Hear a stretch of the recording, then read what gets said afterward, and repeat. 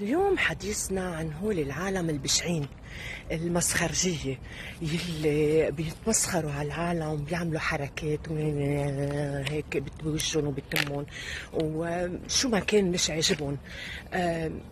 ناس بتفكرون انه هن شو ناجحين وعاملين قصص، يعني مبينين انه هن فخورين فيها، بس هن بالحقيقة ناس حرام تعبانين جواتهم لانه ما عندهم ثقة بحالهم بعكس ما ببينوا، وعم بيضلوا يطاحشوا بالحياة وبيخافوا حدا تاني ينجح وياخدلن هالبهرقة اللي هن مفكرين حالهم عايشين فيها، وبيتمسخروا على اقل شيء. يعني بيكون واحد عم بيخبرهم خبريه عادي انه صار معي هيك، مثلا انه لنفترض ابني نجح بالمدرسه ومبسوطه وقلت له المعلمه هيك واجي طيب شو ابنك اول واحد بينجح بالمدرسه، يعني خلص بقى شو في.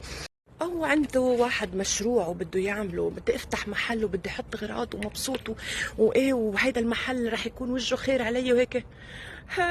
يا ما فتحوا محلات ويا ما تسكرت بوجهن وما عاد عمل شي واحد روح روح روح، شو هالمشروع الفاشل اللي عم تعمله؟ ايه عن جد في كتير عالم هيك.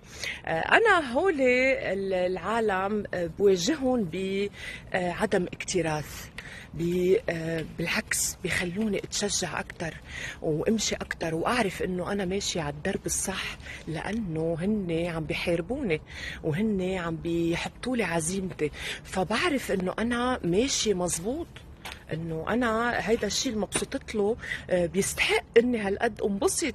بالعكس ما بيخلوني ازعل، بيخلوني بطل احكي قدامهم.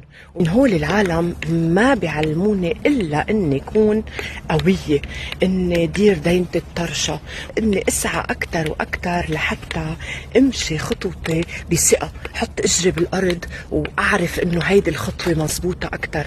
عن جد يعني ما بي بالعكس بيشدوا لي عزيمتي انه ايه مزبوط، يلا سابين يلا مشي لقدام.